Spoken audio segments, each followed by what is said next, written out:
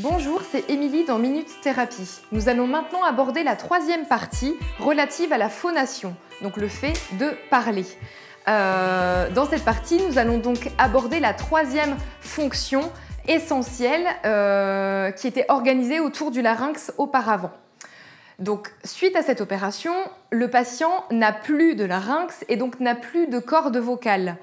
Les cordes vocales étant l'organe responsable de la voix, le patient n'a plus de voix, il ne peut plus communiquer, ne peut plus parler comme il le faisait avant.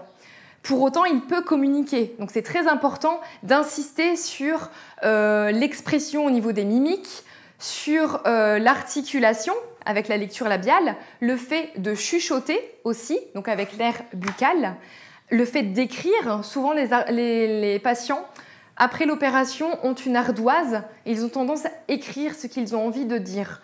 C'est très important de pouvoir communiquer, sinon c'est vraiment quelque chose de très frustrant.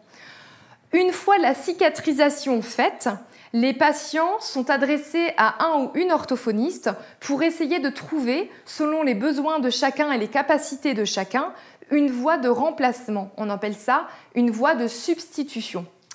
Vous avez pu constater tout à l'heure Monsieur Oumardione discuter avec un laryngophone. Donc en fait, c'est une prothèse phonatoire externe que le patient applique au niveau du cou, au niveau du menton, qui génère une vibration et selon l'endroit où c'est positionné, ça permet, grâce à une articulation qui aura été bien travaillée au préalable, de parler. Donc ça fait une voix un petit peu robotique, mais plus l'articulation sera claire, plus la voix sera audible. Donc ce laryngophone permet au patient de s'exprimer. Ça paraît très facile, c'est très facile. Il faut simplement savoir le positionner correctement et appuyer, donc le mettre en route, donc générer cette vibration au moment où le patient articule. Parce que si le patient appuie constamment sur le laryngophone alors qu'il n'articule pas, c'est compliqué de percevoir justement le son. Donc il y a un certain apprentissage à faire pour qu'il puisse l'utiliser de la manière la plus optimale, mais généralement, à force d'habitude, chacun sait plus ou moins où le positionner.